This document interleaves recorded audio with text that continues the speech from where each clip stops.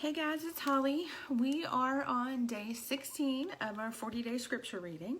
And today I'm going to be reading from the book of Isaiah. I'm going to be reading chapter 53 and chapter 61. So let's start on chapter 53.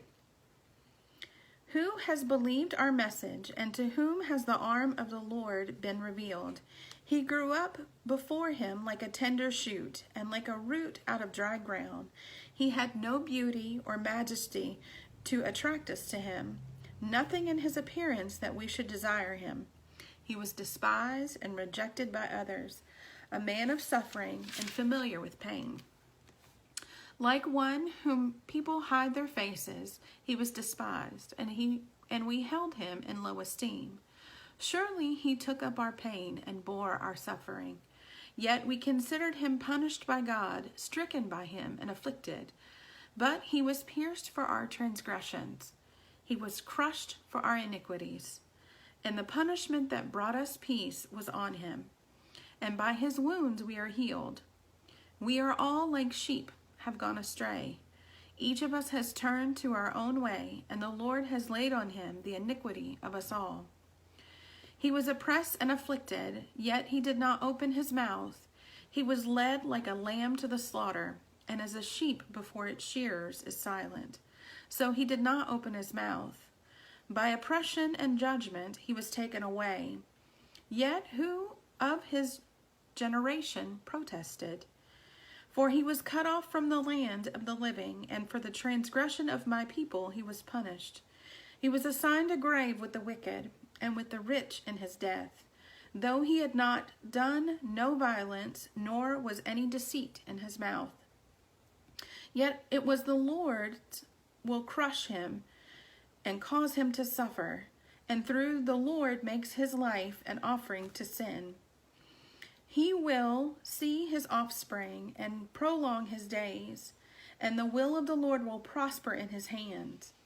For he has suffered, and he will see the light of life and be satisfied. By his knowledge, my righteous servant will justify many, and he will bear their iniquities. Therefore I give him a portion among the great, and he will divide the spoils with the strong, because he had poured out his life unto death, and was numbered on the transgressors. And he bore the sin of many, and made intercession for the transgressors. Chapter 61. The Spirit of the Sovereign Lord is on me, because the Lord has anointed me to proclaim good news to the poor. He has sent me to bind up the brokenhearted, to proclaim freedom for the captives, and release from darkness of the prisoners, to proclaim the year of the Lord's favor, and the day of vengeance of our God, to comfort all who mourn, and provide for those who grieve in Zion, to bestow on them a crown of beauty instead of ashes, the oil of joy instead of mourning, and a garment of praise instead of the spirit of despair. They will be called mighty oaks, a planting of the Lord for the display of his splendor. They will rebuild the ancient ruins and restore the places along the devastated. They will renew the ruined cities that have been devastated for generations. Strangers will shepherd your flocks, foreigners will work your fields and vineyards, and you will have called priests of the Lord, and you will be named ministers of our God. You will feed on the wealth of nations, and in their riches you will boast. Instead of your shame, you will receive a double portion.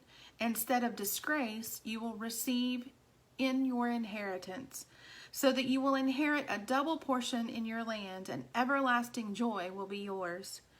For I, the Lord, love justice. I hate robbery and wrongdoing. In my faithfulness I will reward my people and make an everlasting covenant with them.